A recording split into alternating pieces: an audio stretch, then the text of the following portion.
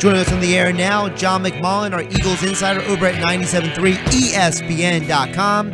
He also covers the NFL for today's Pigskin. John, how you doing this afternoon? Doing well, Josh, and the preseason is finally behind us. Yes, the worst is over, right, John? The worst is over. So, but we still have to talk about the worst for a moment, and that was last night. So, we took away some good and bad things from last night, but I have to start with the one good thing we took away from last night. Paul Turner. If nothing else, this guy is like the heartwarming story of the year. I mean, you could almost, if he makes the roster, you can make another movie out of this, like you did with Vince Papale at this point. I mean, and it goes beyond this year because this is a guy who went to LSU.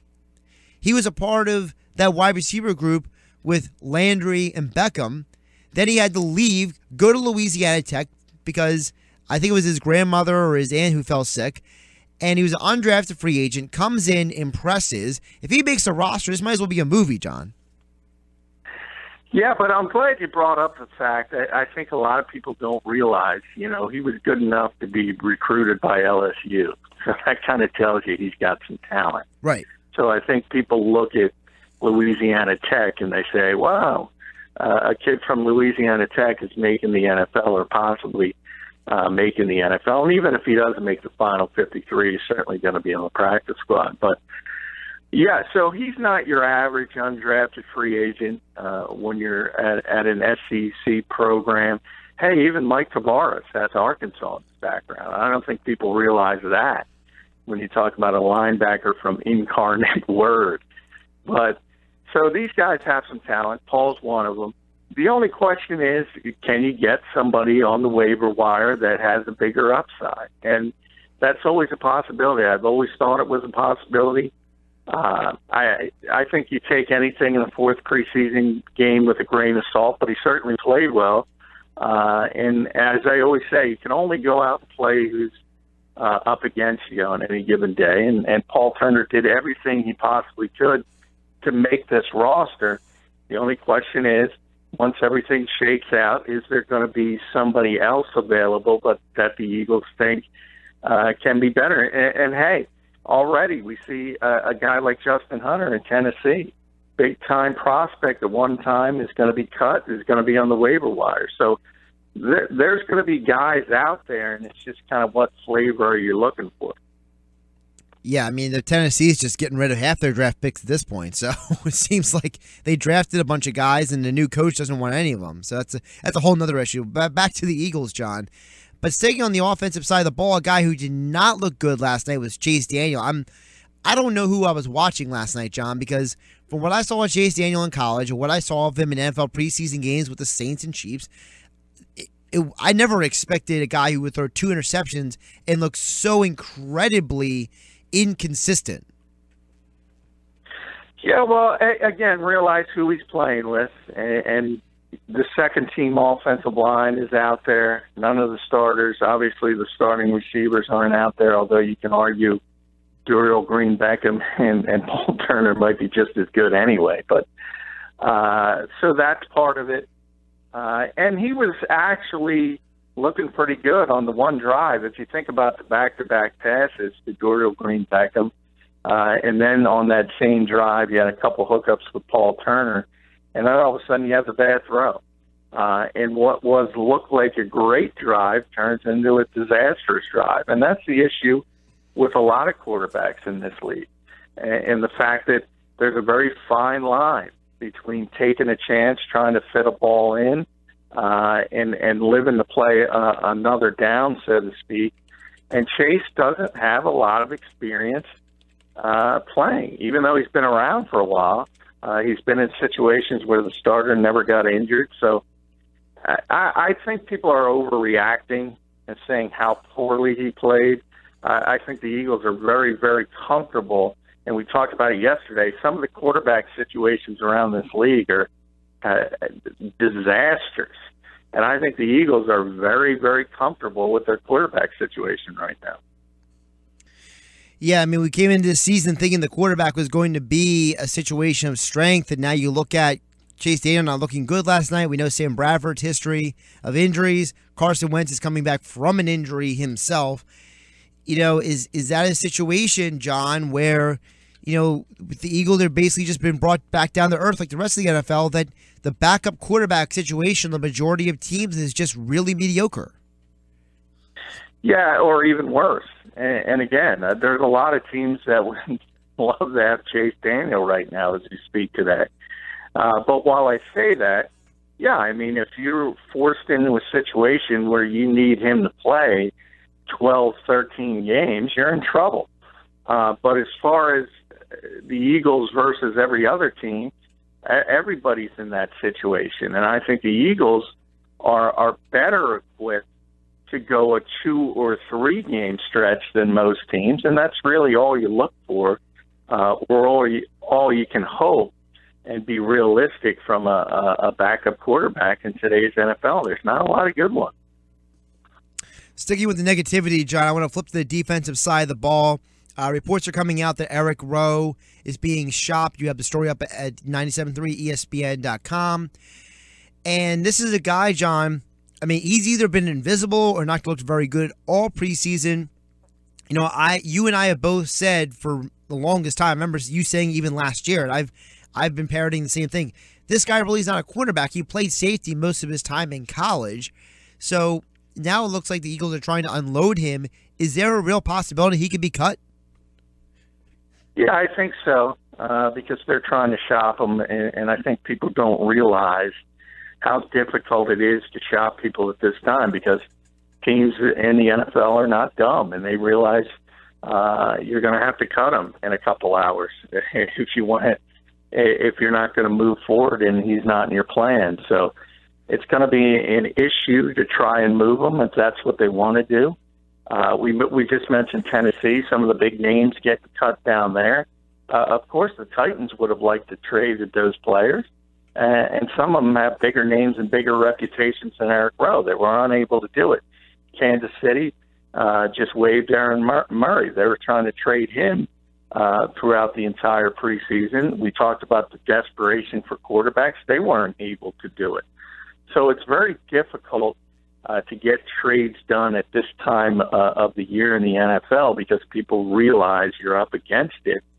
And if the Eagles, if he's not in their plans, remember, this regime doesn't have any allegiance to Eric Rowe, even though he's a second-round pick. And it's pretty evident by the way they've handled it. As I mentioned in the story at 973ESPN.com, anytime you ask Doug Peterson or Jim Schwartz about the cornerback position, they never brought up the name Eric Rowe unless you specifically asked them about him. It was almost to the point of laughable. I mean, they just didn't bring the guy up. And then when you think about, he's playing in the fourth quarter of the fourth preseason game. And people who are in your plans do not play in the fourth quarter of the fourth preseason game. Sports Bash Show on 97.3 ESPN. We're talking with John McMullen, our 97.3 ESPN.com Eagles Insider. You can follow him on Twitter at JFMcMullen. John, one guy who did look good on the defensive side of the ball, and really has looked good pretty much all preseason, is C.J. Smith. This is a guy who was kind of like the other guy from Carson Wentz's alma mater, and at this point it seems like he may have a shot to make the roster. Yeah, I think it's looking good for him. And I think you saw that last week. He kind of took the reps that were Eric Rowe's and playing with the first and second team in the third preseason game, which is far more important.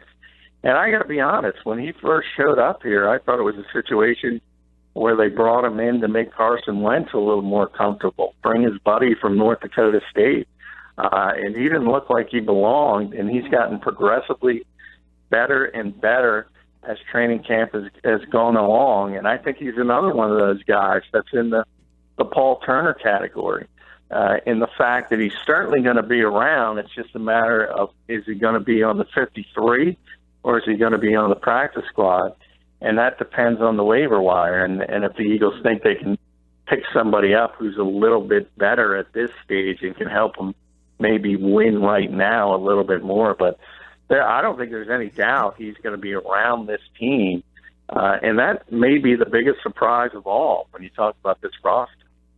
Well, I mean, after the way Ja'Cory Shepard looked last night, I mean, there's no argument you could have Shepard on the roster over Smith at least. So, yeah, I think Ja'Cory Shepard's not going to make this team. You know, it's a shame because everyone spoke so highly of him last year before he tore his ACL. And, you know, yesterday was his first NFL game. I don't think a lot of people realize that. He missed the first 3 preseason games with a hamstring issue. And he finally gets a chance to get out there, and he gets beat on the long touchdown pass. That's the only offense of the night for the New York Jets. So it was difficult for him, and unfortunately, I don't think he's going to make the roster at this point. John, looking ahead to tomorrow is when Howie Roseman's going to have his press conference to talk about the 53-man roster. How likely is it that we walk in there tomorrow and the roster not be 53 but 52 or 51? Well, I don't think that's necessarily likely because you can keep 53 and still pick up guys and then, you know, make the adjustments and release guys. So that's always, you got to be careful. If you're one of those 52nd or 53rd guys on the roster, you don't want to celebrate too quickly because once the waiver period ends, you might be on the street again. So it looked really, really good for you. 24 hours can look really bad. So I think that's more likely the way it'll go. I don't expect them to just cut people to have spaces available for guys coming off the waiver wire. But it's possible. It's happened in the past. I certainly don't think you're going to see 3 or 4 spots left open. John, I asked this to Josh Paldner earlier in the show because, you know, he was talking about the fact that, you know, this Eagles front office does not seem to be happy with the wide receivers and a couple other positions on the team. And John, listen, maybe this is a little devil's advocate. Maybe this is just me being, you know, a cranky person about the subject. But how can they be upset with the roster and the depth of this team when they're the one who built it?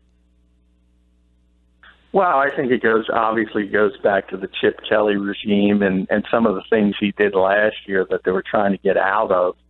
And that hamstrung him in some other areas. But, yeah, I mean, at some point, it's sort of like taking over as the president.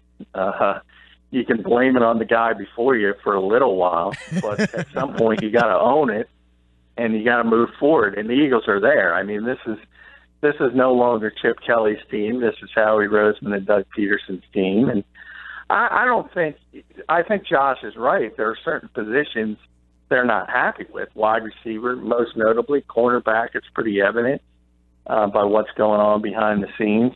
Linebacker, they might even keep only 5 linebackers because Stephen Means and Marcus Smith have played so well. They might keep 6 defensive ends and only keep 5 linebackers. So there's a number of positions they're not happy with, but that's the reality of the NFL. Nobody's that good that they're completely happy with their entire roster. And if they are, they're probably not doing a good job because once you sort of stand still and think you've solved everything, you're probably in trouble. You always have to try to improve. And I think it's more of that than anything else because I don't get the feeling that the Eagles are grumbling and talking about it in public and saying our receivers stink. We all know they stink, but they try to play it up as best as possible.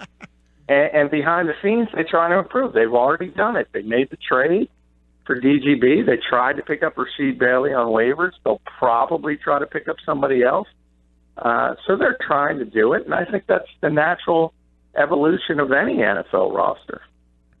John, let's do a whip around the NFL here. News coming down. Ian Rappaport is reporting that the Kansas City Chiefs have traded cornerback Marcus Cooper to the Arizona Cardinals for a draft pick.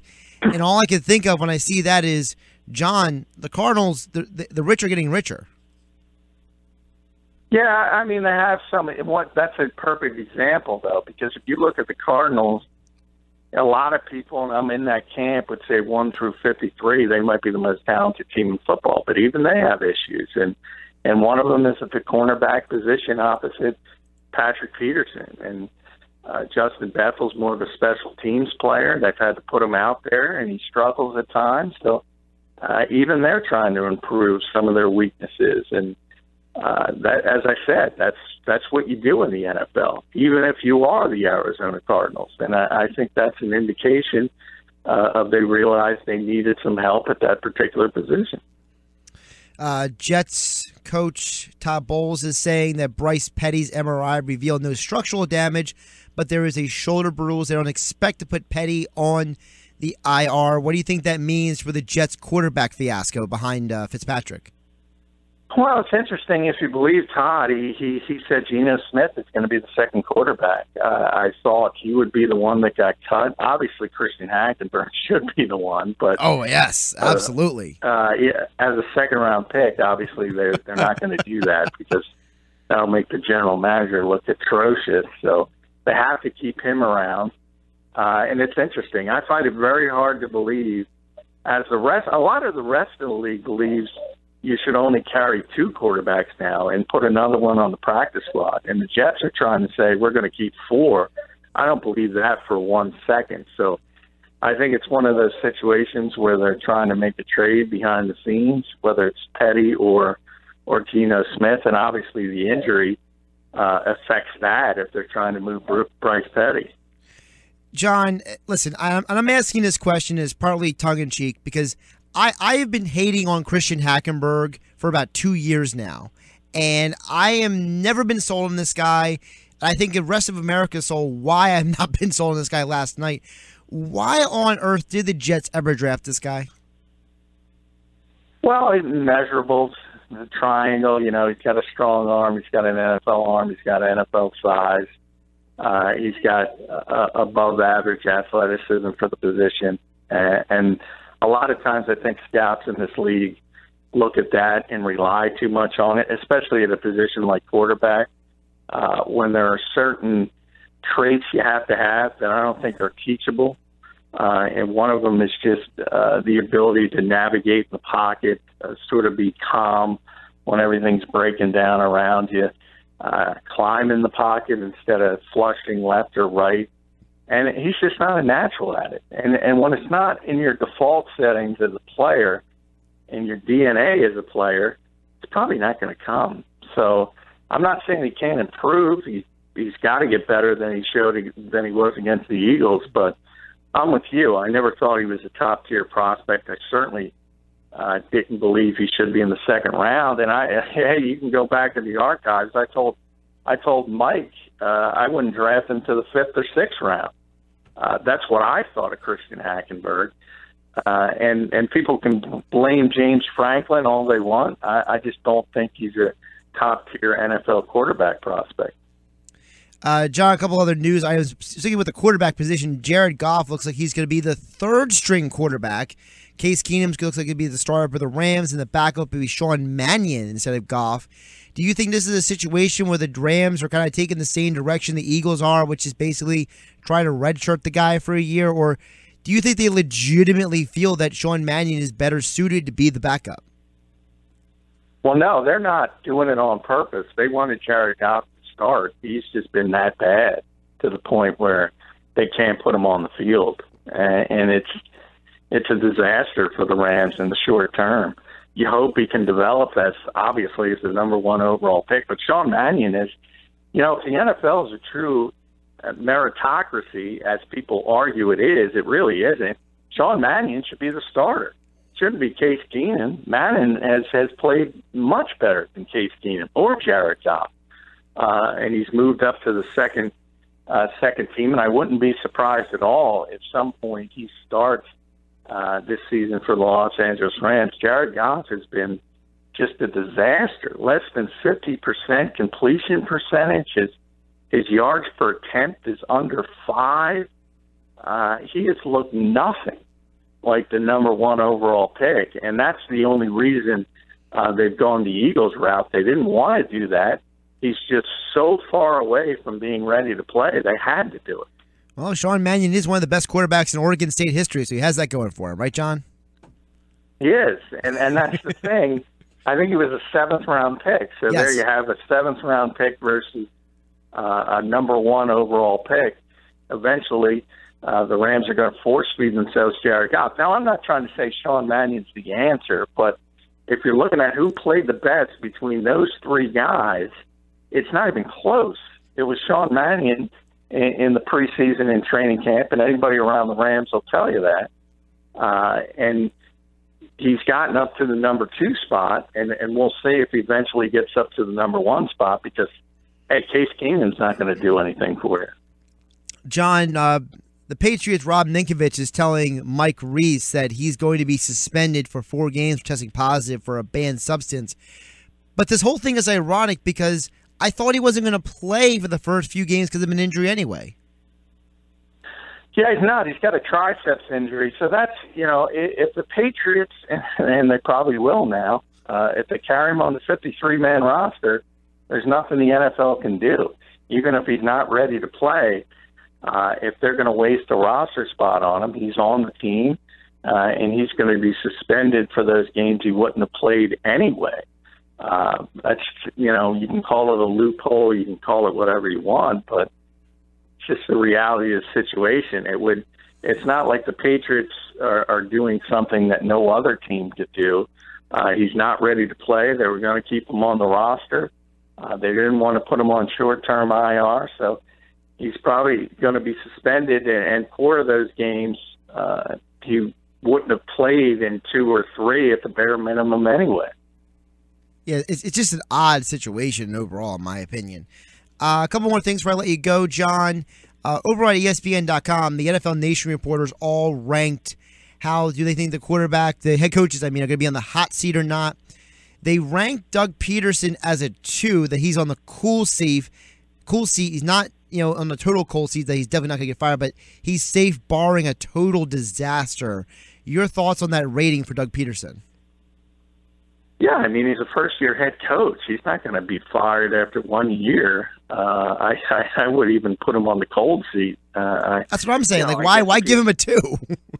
Yeah, I guess if you go 0-16, it might change, but that's not going to happen. So if you put that caveat on him as the total disaster, which I assume that is, but any first-year head coach, not just Doug, is safe for at least a couple of years, and then depending on how that particular city views the talent they have, then all of a sudden the expectations can grow and grow pretty quickly. And I think they'll grow pretty quickly here because Philadelphia's a little spoiled after going through the Andy Reid era and winning 10 games a couple times under Chip Kelly. They're not used to being in a rebuilding mode. So I think pretty quickly the expectations are going to rise, but he certainly doesn't have to worry about it this year. All right, John, I like to leave you on a positive note, usually each day before I let you go. Today, happy 56th birthday to, in my argument, one of the 4 greatest running backs of all time, Eric Dickerson. Yeah, he's certainly one of the greatest pure runners. There's an argument. I've always argued, I think, and people laugh at me, I think Emmitt Smith is the greatest running back of all time.